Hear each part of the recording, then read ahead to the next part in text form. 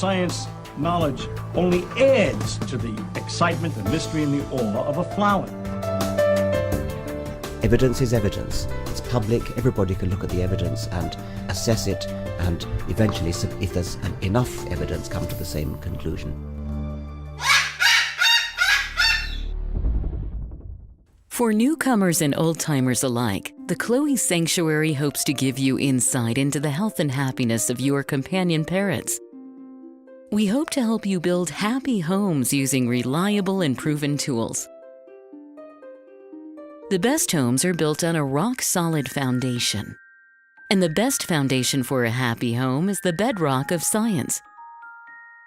When we stand on the shoulders of giants, the scientists who have worked long and diligently to understand our companions, we can reach new heights of understanding. And understanding is the key to success. I think treated, most of these birds have a good prognosis, and I would say What does avian veterinary medicine have to tell us about our feathered friends? How can we prevent illness, see the signs of disease before it's too late, and care for our birds through ill health? What light does behavioral science shed on their nature, needs, and hopes? How can the tools of behavior shaping make our homes happier for us and our companions? Shake. How can we deal with biting, screaming, or other misbehavior? What is it like to live among parrots? Let them roam around about you and share a life with them.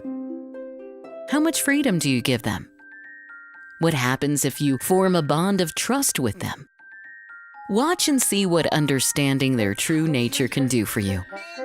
Come with us on a journey as we do more than examine a parrot's world. We live in it. Make some popcorn and bring in a few wood blocks. Let everyone have something to chew and a comfortable place to perch. Cockatude is a presentation of the Chloe Sanctuary for Parrots and Cockatoos, a nonprofit charity dedicated to the empowerment of captive parrots and public awareness. I'd like to do a big shout out to those people who make this video cast possible. Cockatude would not be possible without our patrons.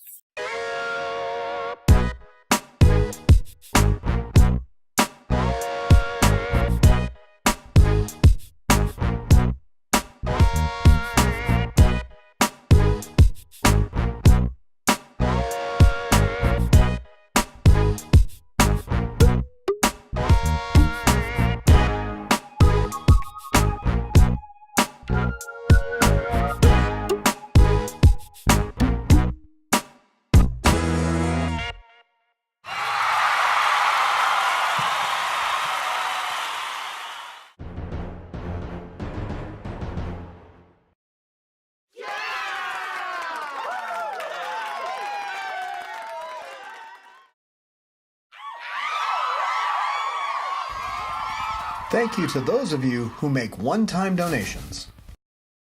Without these patrons giving us of their hard-earned cash, we couldn't continue doing this podcast.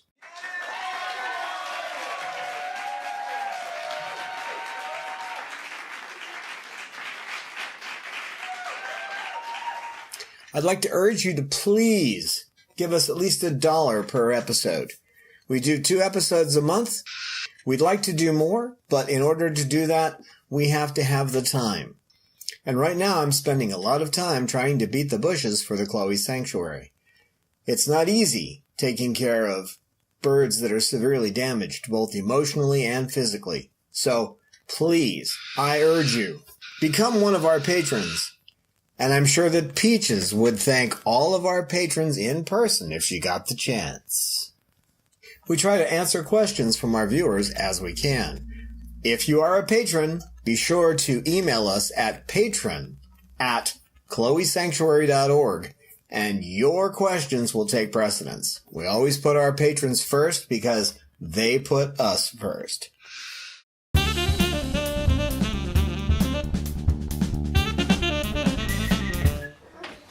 Hi, and welcome to Cockatude, Cockatoos with Attitude. Episode 75. More patron questions. Patron questions number 2.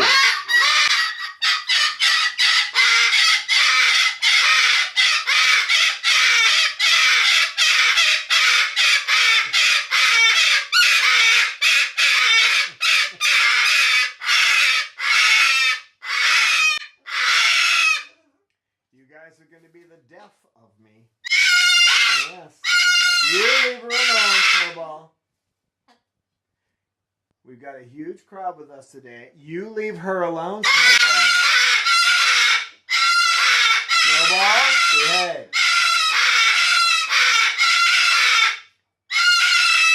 Coco. Thank you. Good girl. We have a huge crowd with us today. We have 10 birds in this room.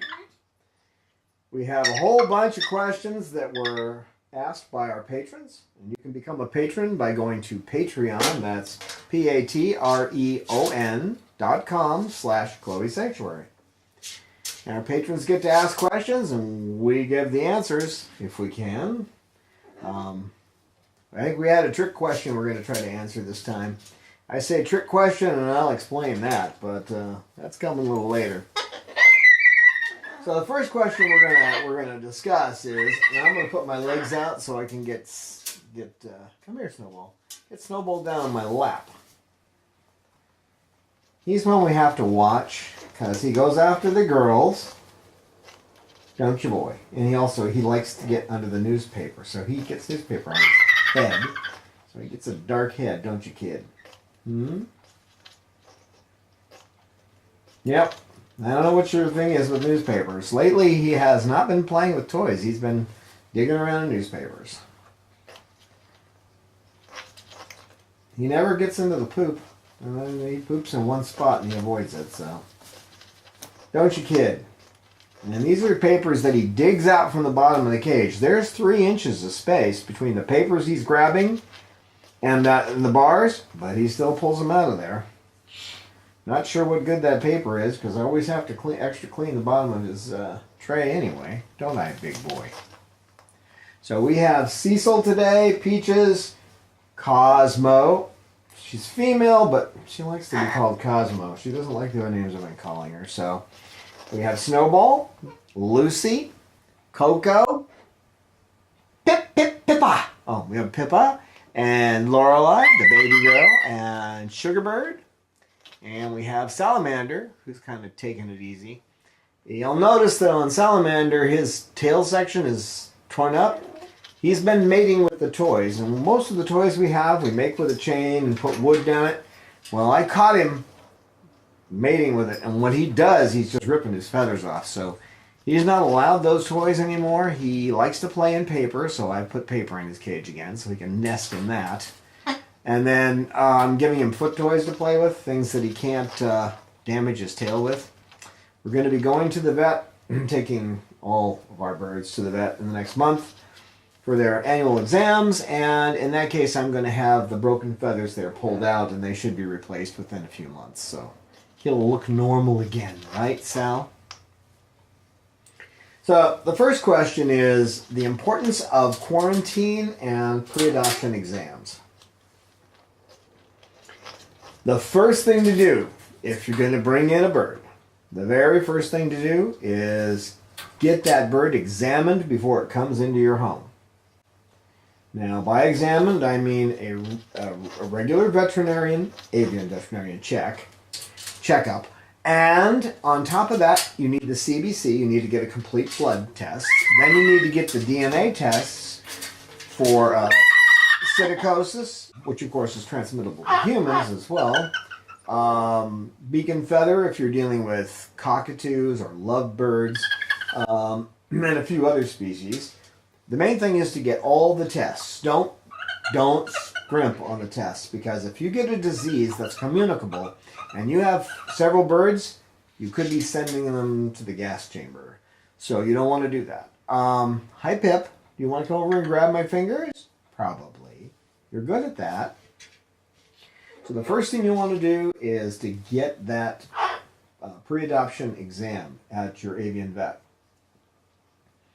And don't bring the bird in till they've passed that. Now, sometimes the tests will give you a false negative, so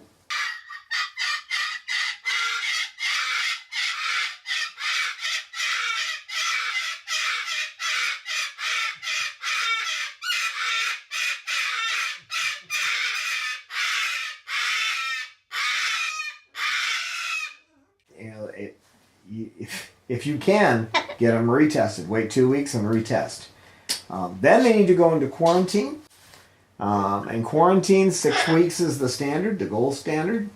If there's any diseases in a bird, it'll usually develop in that 6 weeks. Some birds, some diseases take a little while to show. During the quarantine period, you're going to be watching their poop. You're going to be, of course, you take the weight on every bird you have every day, right?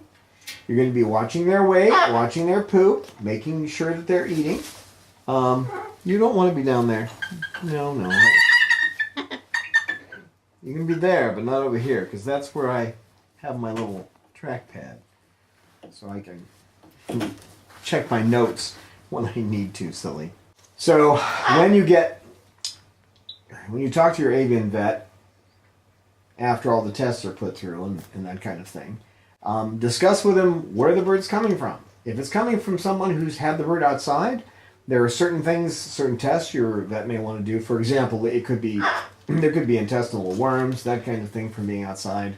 Now, if we're talking about birds that are outside all the time, if your birds are outside and they're kept off the ground and they don't have any exposure to other outside animals, you might be okay. But whatever your avian vet suggests for a test, unless you have one of those avian vets that I call a TTD facility, test to death facility. There's one of those in Escondido, which shall remain nameless. If you go in there, they will run every test in the world on your bird, run up as high a bill as they possibly can. But most vets are, they're legitimate and they don't do that kind of thing. So go with whatever they suggest.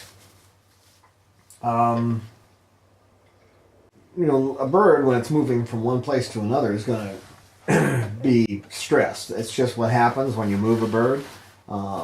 If I took you out of your home and stuck you somewhere else, you'd be stressed too. Don't eat the door, please. Cecil, don't eat the door. Pippa, you be nice to everybody. No biting anybody, okay? She's getting better, but she still gets a little nippy at other birds. Watch where you put your tail there, kid. That might not make her too happy. So when a bird is stressed, they're more susceptible to disease. So if there's something in your home, for example, you have tainted water, I always suggest using RO water, reverse osmosis, and make sure you change those filters regularly. You shouldn't stress the filters beyond the point where the manufacturer says, if they say to replace it, X amount of gallons, replace it those amount of gallons. Same with the RO filters. Around here, an RO filters, the actual filtration, the membrane itself is supposed to last 3 years on most membranes, but around here, so much water gets produced, 5 gallons a day, that they only last a year. And I usually replace the membrane every 6 months, just to be sure. The filters get replaced every 2 months here, because we're going through a lot of water. Figure it out, 5 gallons a day. So there are different vectors you may have in your home that may cause the bird to become sick. You can tell by looking at the poop, and we do have an episode, and you can see that in the show notes. It is about how to do an exam, because you're going to want to be doing a regular exam on your birds every day, and especially a more detailed exam on your incoming birds. You're going to be checking their weight as well, because that's how you can tell something's going wrong. All right. Now there is one disease, PDD, which we don't have a good test for. Most birds will test positive on Bornavirus. We don't know exactly. There's 6 different Bornaviruses. And if it shows positive on that, that doesn't mean the bird has PDD. We don't have a good test for that yet. If you bring a bird in that has that disease, there's a good chance your whole flock's going to die from it. So and it's rampant around the country. One of the foundations that gives us a little help every year, they had one of their representatives here. The first question from him is, do you have PDD here? He's found it in so many places that that's the first question he asks. So leave my feet alone, you big toad. All right. That'll work. Yeah. She's defending me. She's good at that. Thank you.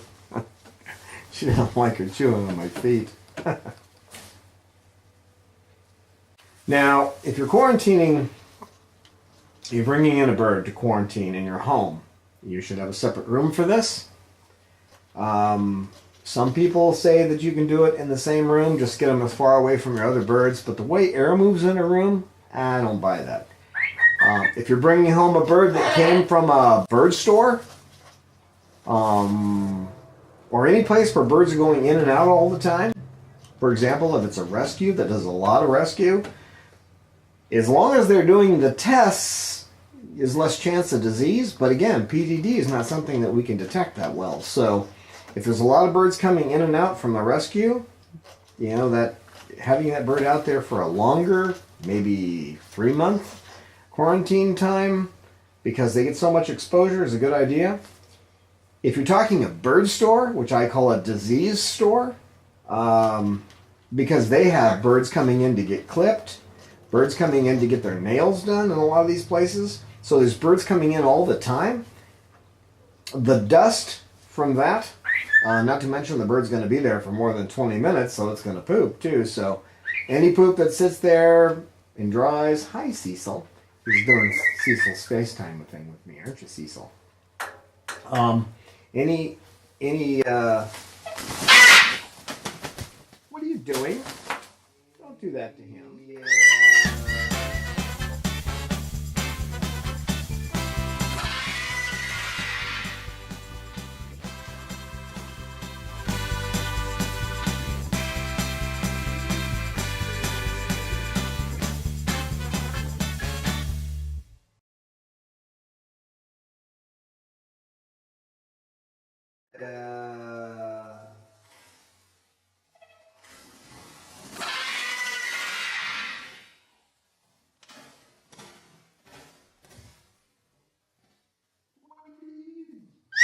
You be nice to him.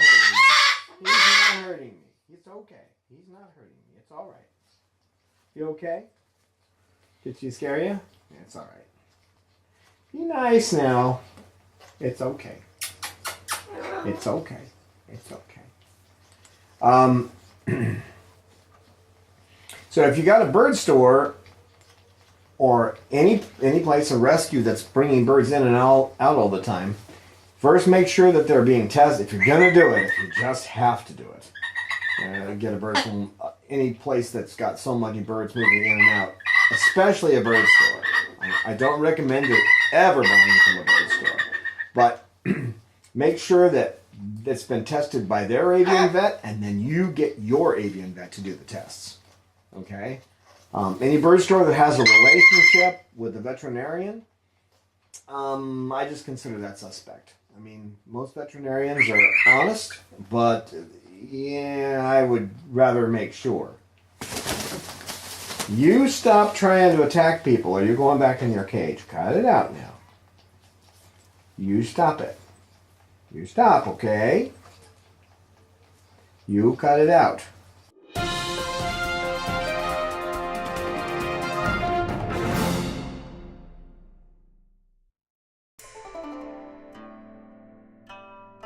Peaches is an amazing personality.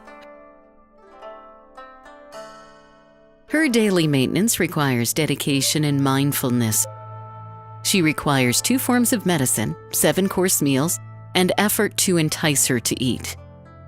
Extensive preening every day, special tools to trim nails, constant attention to her vocalizations, daily walks, and twice yearly checkups due to the possibility of impacted feather follicles and the nature of her spinal injuries. It seems a common misconception among the general public that parrots are like toys in a toy box. Nothing could be further from the truth. They are complex creatures. Recently, scientific studies have shown them to be at least as intelligent as chimpanzees. Every captive parrot needs special humans who will dedicate themselves to understanding them, those who know their species as it lives in the wild. Special people that understand their social, mental, and physical needs. They need to be understood for what they are, and not as merely human companions, as circus performers to bring smiles. Peaches needs all this and more. She is our special girl. Will you help us care for Peaches? Please make a donation today at our website, chloesanctuary.org. That's spelled CHLOESANCTUARY.org. As a special thank you for your donation, we will joyfully send you a postcard with Peach's happy face.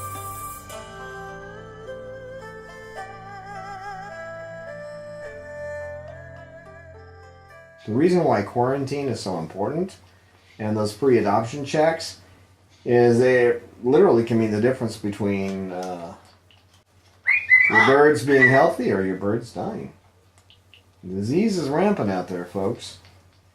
And exposure is most common in any... Hey, you're not going to eat that on my leg. I know I have a few scabs, but you're not eating them, okay? So now this quarantine and pre-adoption check, if you're bringing home a bird that's been to a show, just a bird that you took to a show, you went to a bird mart and you took your bird in there, even visiting a vet where a lot of birds come in and out, then it's a good idea to at least isolate those birds for a while from the other birds.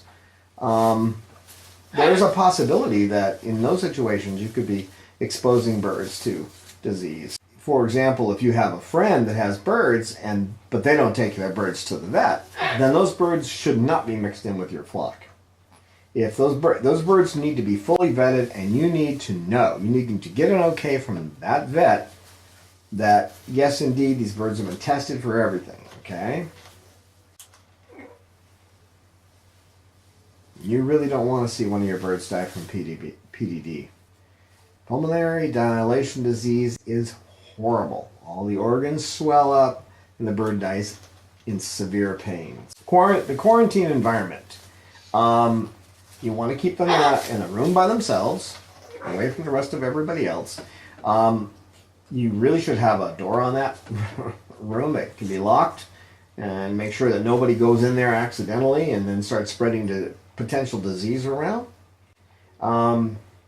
If you have an air conditioner, or have central air and it circulates the air in all the rooms, you want to make sure that room is not part of that. You want to shut off that air vent. Because if you're taking air from that room, especially if there's an intake. If there's an intake and it happens to be in that room, you can't run your air conditioning system. So you need to put you need to get off my fingers, please. Hey! Hey! Pause. Cut it out.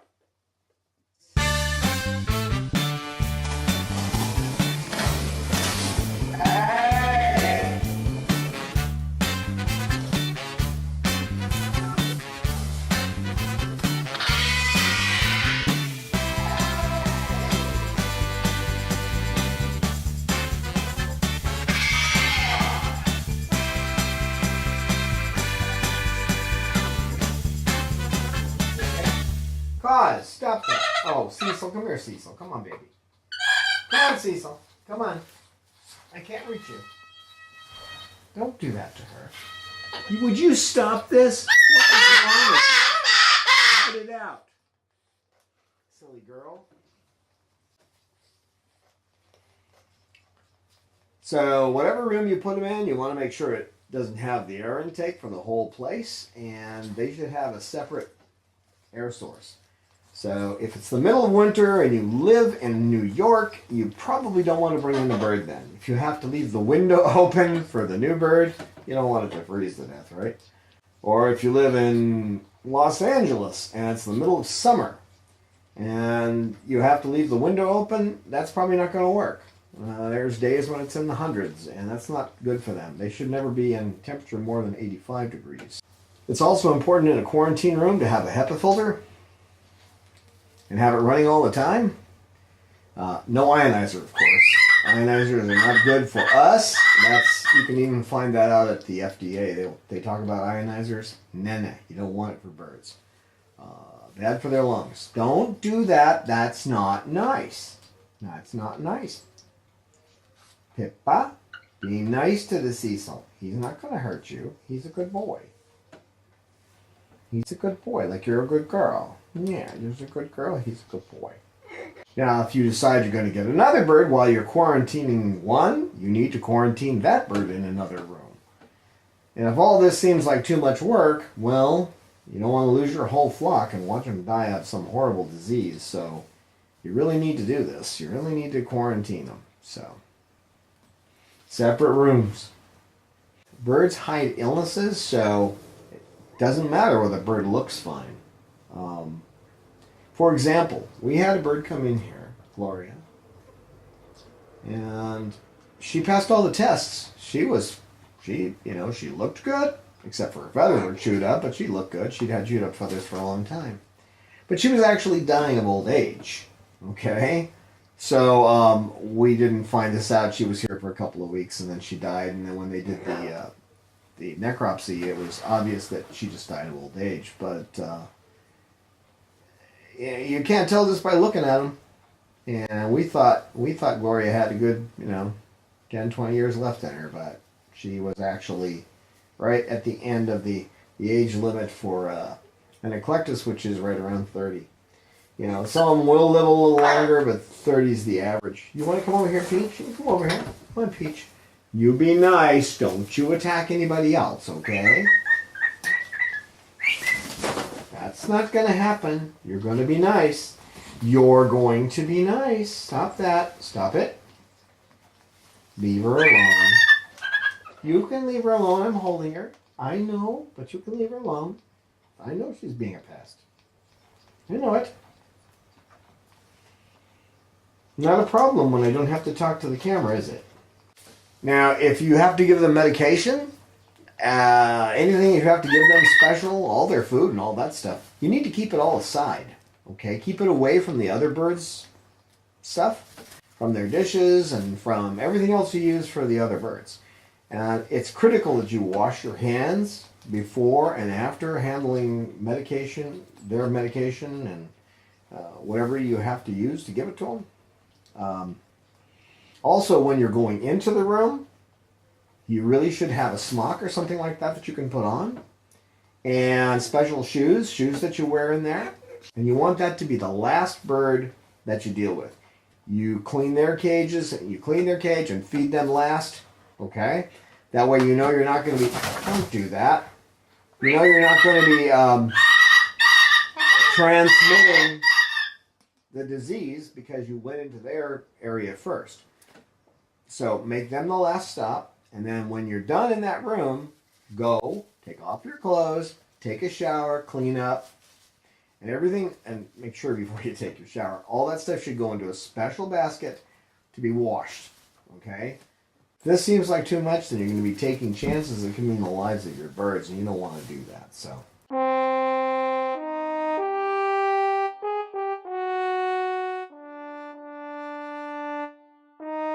It is ignorance of Bob's nature that turned Babalu into a living gargoyle. Bob's would-be parents made a hasty choice and found themselves in living hell, torn between guilt and frustration. I have seen the joy in Babalu's eyes now that he has a new life with me as his companion. To see Babalu love and trust again is worth the effort of a lifetime. But, once again, Bob is heading toward the pain of separation. My heart nearly broke the day I discovered that he was heading toward a cloacal prolapse, that his life will be cut short. To find love and acceptance and then have it stolen away from you by failing health is too much to bear. We can slow the progress of his failing health, but we can't stop it. He will need several surgeries, and eventually, Babalu will die. We want to give him the best possible life until that day. His surgeries will become progressively more expensive over time. Won't you please lend Babalu a hand and donate to his medical fund today? Our donation button is on our webpage at www.chloesanctuary.org. Just be sure to say, "For Bob," in the notes when you donate.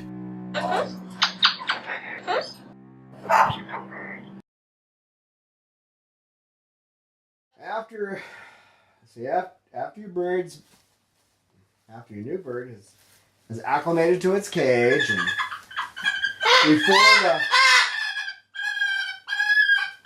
before the quarantine is over, you're going to want to get rid of, at the end, like when you come to the end of the quarantine, you're going to be taking them out of there the next day and moving them into an area close to the flock.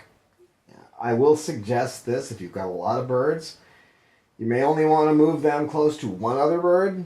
Again, it's just another safety valve, and see what happens after a week or two, but that's up to you.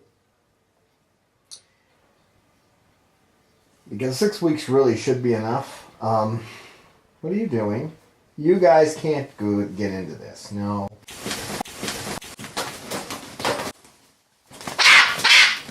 All right, hold on.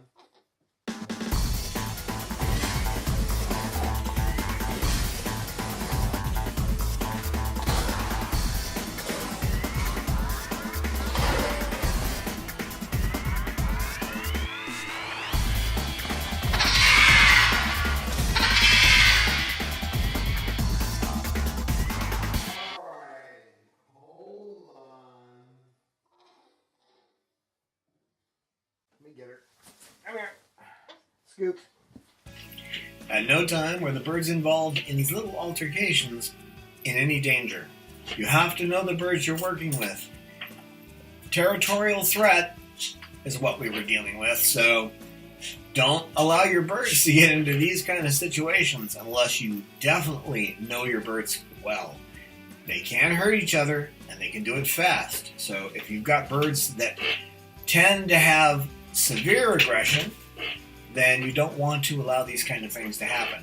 I know how Kaz and the rest of the birds are going to react in these situations, so it's not a threat, but you should show caution.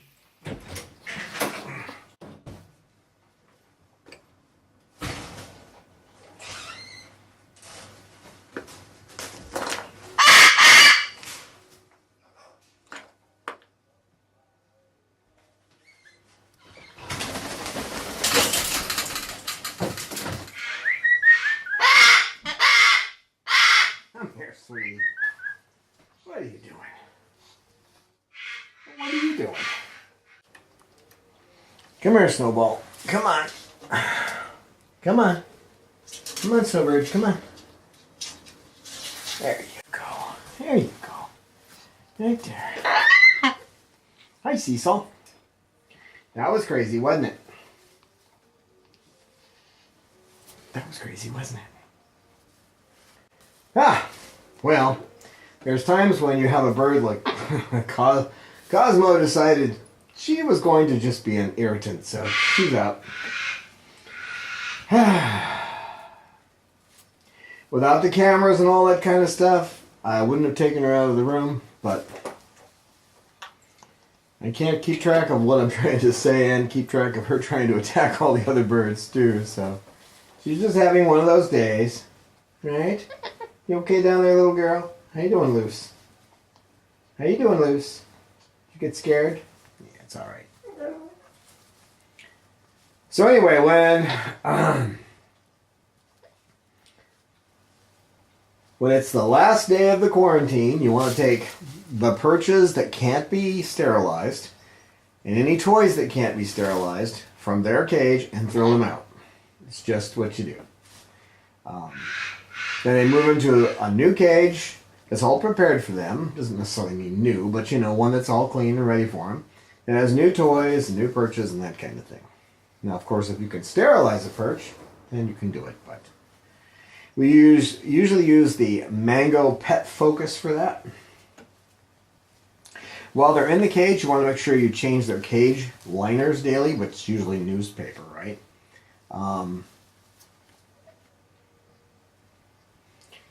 And if you spray the bottom of the newspaper, Make sure you have bars under there, not just newspaper, but you got bars at the bottom of the cage and newspaper underneath it. With any luck, they can't reach. There are some birds that are pretty good at reaching that stuff. You need to get back over here. No, I don't trust you going over there. You're trying to get to the cameras again. No, you can stay over here. You can stay over here. How about up here? It's a good spot for you. It's a good spot for you. I can pet you up here. You cute little Pip. You cute little Pip. Pip, Pip, Pippa. So if you spray that down there, the dust that comes off them is going to tend to stick to that water, okay, that moisture. And it'll also tend to keep the feces down there. But primarily it's going to keep the dust at the bottom of the cage.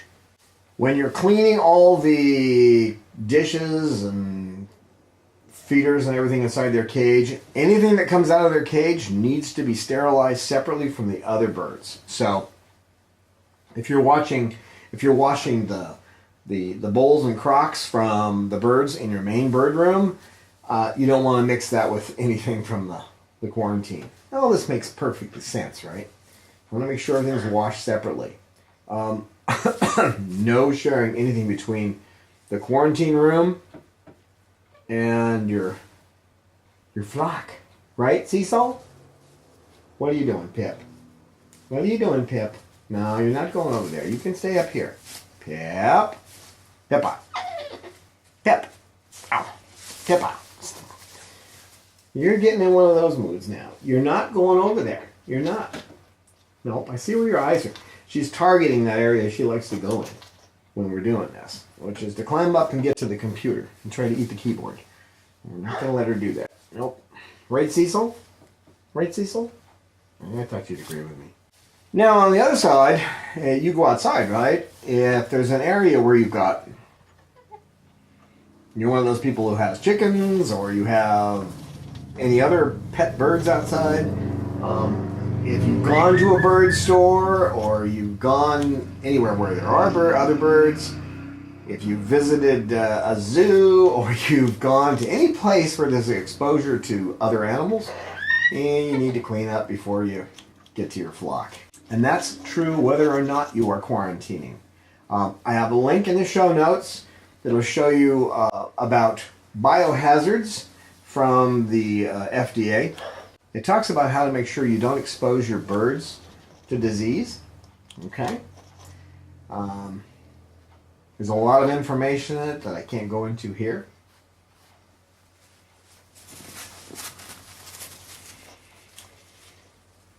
This is true too if you go to other people's homes who have birds, reptiles, dogs or cats, anything. Be sure you clean up and change your clothes before you go handling your birds.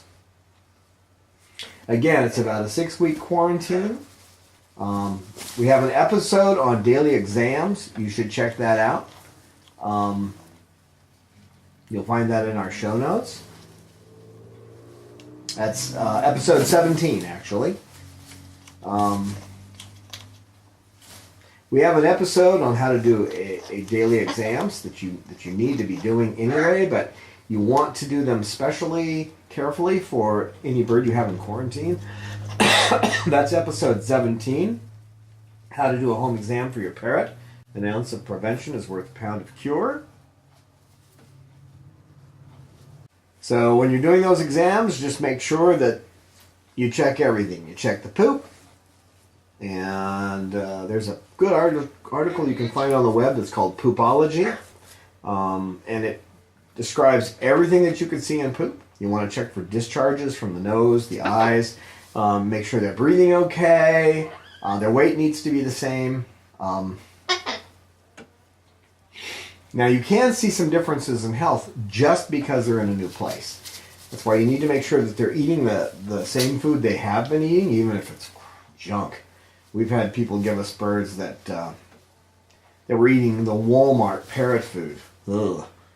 But whatever it is they're getting, they need to get that for a while, and you can slowly switch them over to the new food once they're done with the quarantine, okay? You want to keep them as unstressed as possible during the quarantine, because that can affect whether their weight, it can affect their behavior. And if they seem to be losing weight, you can offer them treats too. So you find something they really like to eat, even if it's not the greatest thing, for example, toast that doesn't have too much salt in it, or papaya, or pine nuts, or if they like peanuts, I mean, even though peanuts can be problematic, so can any grain, actually. Give them something so they don't lose weight. You want them to keep their weight on while they're in quarantine. So, now, if you don't have a scale, at Costco they're about $20 for a kitchen scale. You don't need to have the perch on your scale. It's not necessary. In fact, sometimes birds are frightened by the perch. Every bird here will sit on our regular scale. The ones at Costco are good, but any basic gram scale that's available for kitchen use will work. The bigger the base, the better, that they can stand on, of course. You can get one with a bigger base for them to stand on. It makes it easier. But yeah, it's actually the USDA that has published an article on biosecurity. And we have a link to that on our website, so you'll want to check that out. And that's on dealing with the potential hazards you could bring into your bird room by just wandering around outside.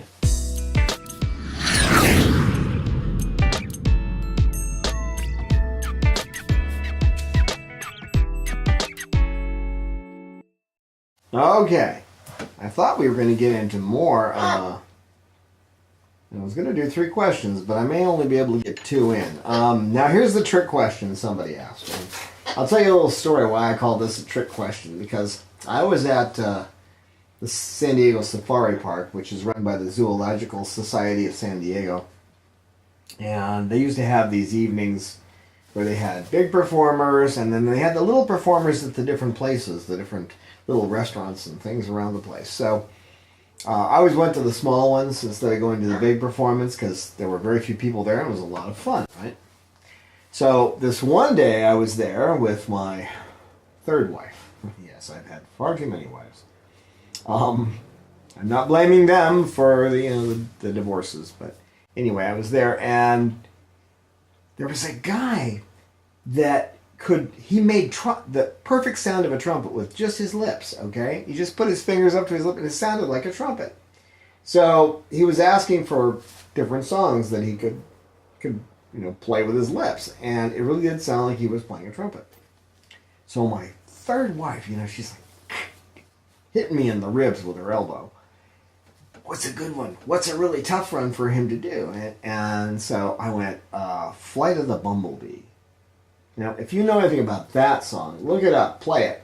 If you've got Amazon Music or something like that, look up Flight of the Bumblebee. It's all 30-second notes. Okay? It's all 30-second notes. So I jump, I'm waving my arm, and he goes, yes. And I said, Flight of the Bumblebee. And he put his head down like this. He goes, there's always one in the crowd. He goes, okay. He says, I'm not going to be able to do this for very long, but I'm going to do it.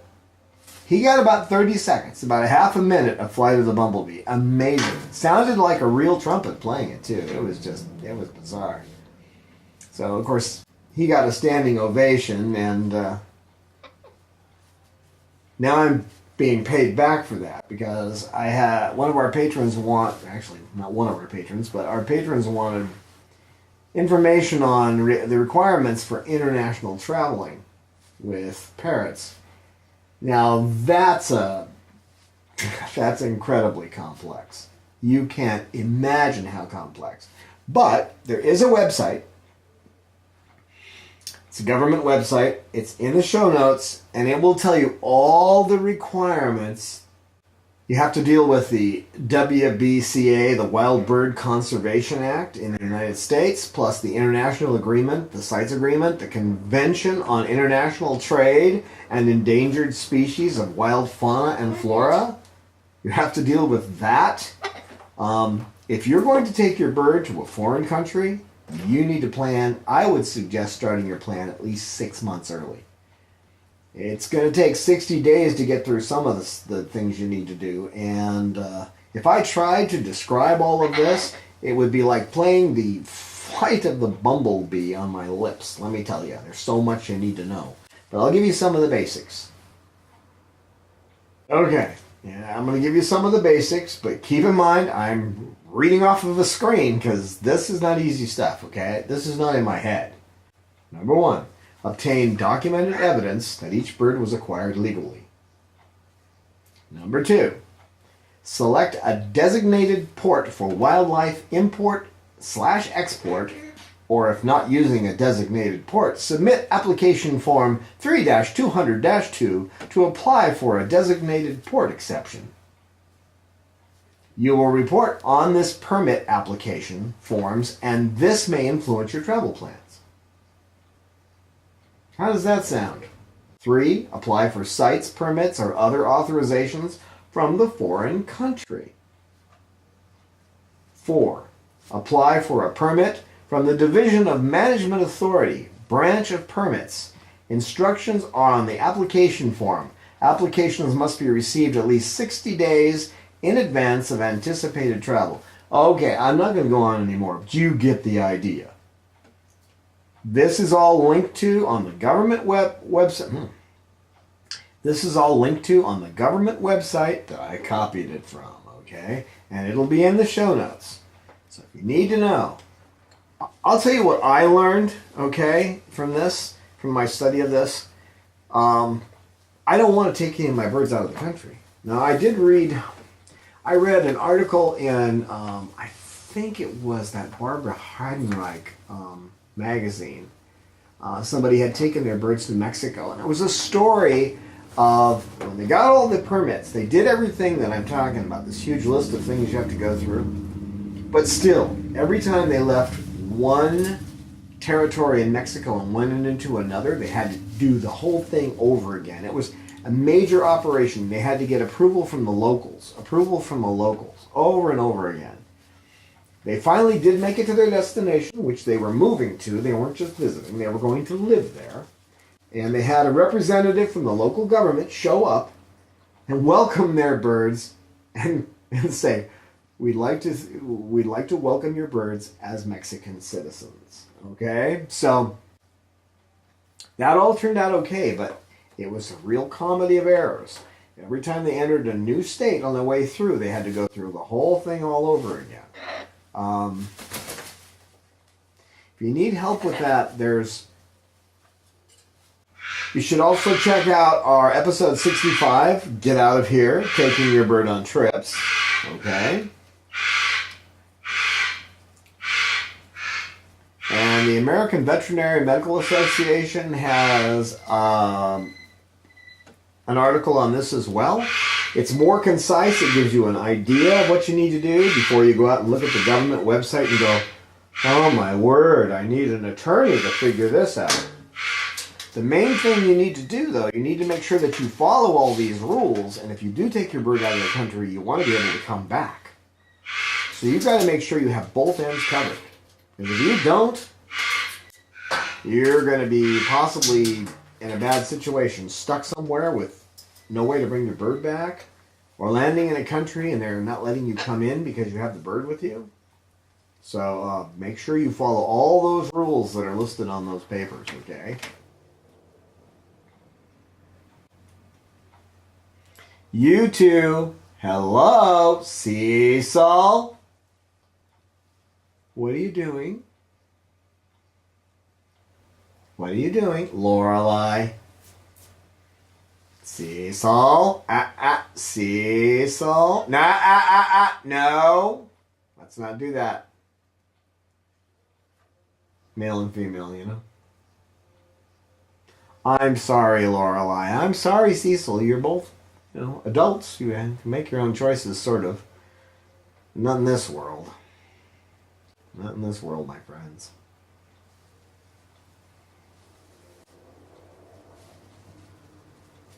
So the other question I wanted to tackle, and I don't really think I have time to tackle it, okay, is I don't think I can do it justice, so we'll probably hold that one off until the next episode.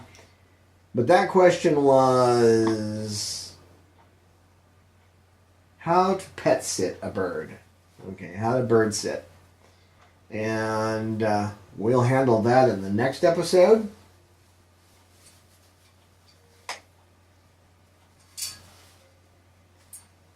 You two, no. No. No. I saw that tail flash up there. You don't have much of a tail, salamander. You destroyed it. Yeah. I know, you destroyed your tail. So what I'm going to do now, because I don't really have enough time to go over the other topic, dealing with quarantine took a little longer than I thought it was going to take. So what I'll do is I'll talk about the different issues that are going on with our birds here. Start with Bob, who isn't in the room. He is now aggressive to every other bird, and it's probably because he's just, his prolapse is bothering him. He has not the stitches are holding, but he's obviously distressed. Okay? You two, no. So he gets out separately, and I get a lot less sleep now, but he gets out separately, so normally I have 3 crews. There's Bob that comes out by himself, and then there's mostly boys and mostly girls. That's the way it works.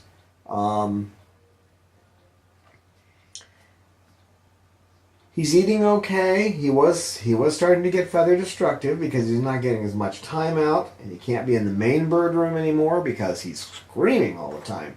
He doesn't. Hi, Peach. He doesn't scream in the back room much, a little here and there. But if you put him in that main bird room in the front, he just screams constantly. We don't want the rest of the birds to pick up that habit, do we? No. And he's loud. He's a loud bird. Hello, Peaches. I'm hoping when we get the aviary, which is due mid-next month, mid-November, you'll get to see the whole build. We're gonna do a special episode on that. But this aviary that we ordered is almost 10 foot long. It's a little more than 5 feet wide and stands 6.5 foot tall. It's coming assembled.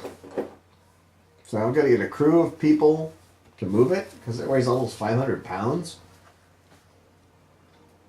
So it's crossing the country assembled on an 18-wheeler. Oh, my word. But when it gets here and we get it all set up, Bob's going to get more time in that than anybody else because he needs more time to deal with life. If he screams, though, then it's an issue. I can't have him outside screaming his lungs off all the time. So I'll take him out there with a couple of other birds and see if, because there's so much more room, he might be able to deal with them. But I'm hoping that will be a way to get him better. This one is not as aggressive as he was. I wish I could get him to stop paying in the newspaper because he doesn't look so.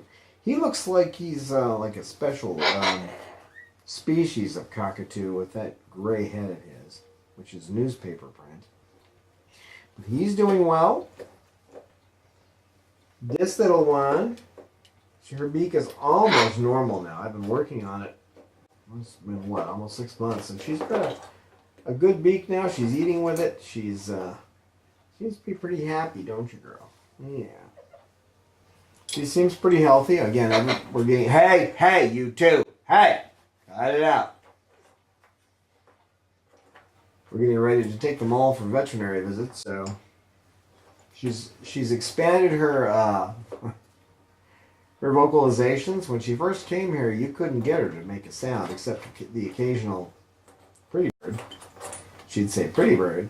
But now she's starting to flap and scream and do everything a bird should do, so it's a good thing. Peaches is doing well. She had a little anomaly yesterday. She was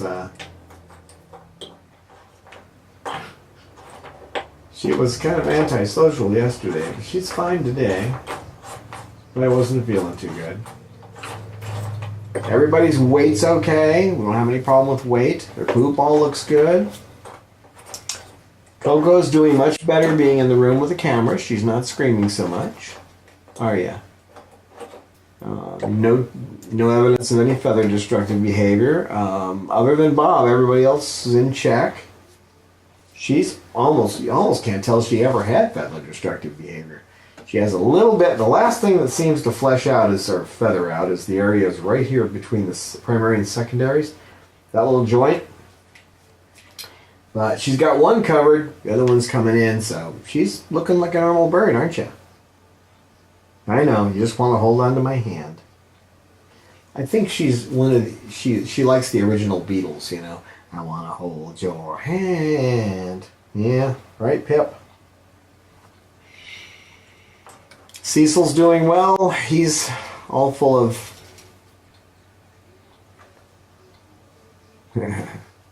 Cecil's just, he's just the Elvis of the bird world, and Lorelei's doing great. Salamander's tail, we're going to have to get that dealt with, but he's got an issue now with wanting to mate with his toys. Sugar's fine. They're actually all doing well. With a little caveat here and there. This one's got a little spot. One of her feathers is kind of mangled on her head, close to her scalp. So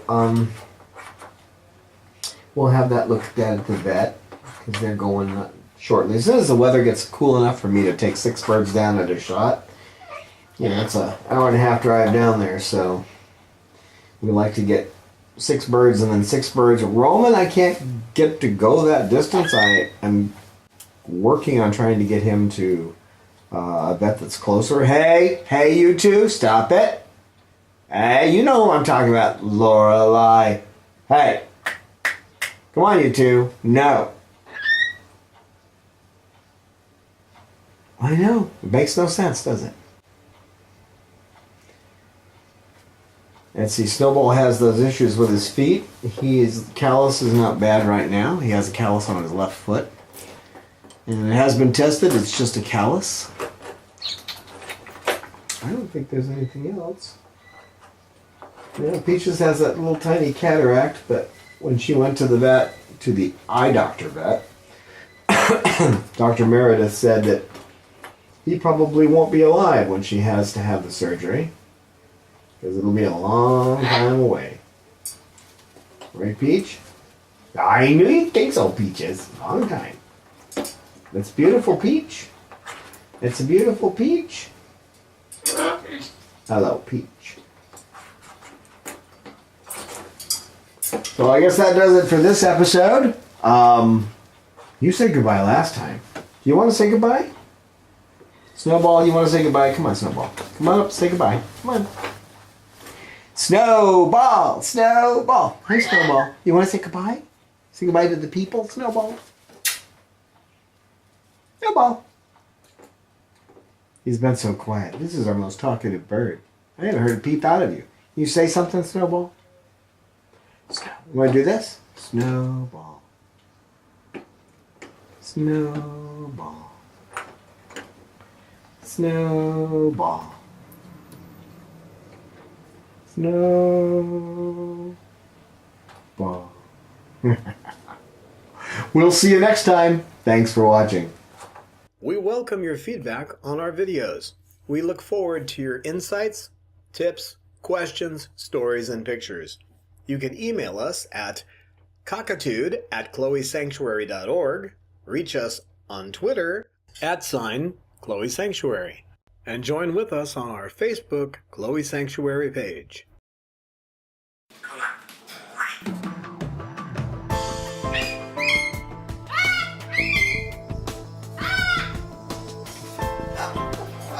Science knowledge only adds to the excitement, the mystery, and the awe of a flower.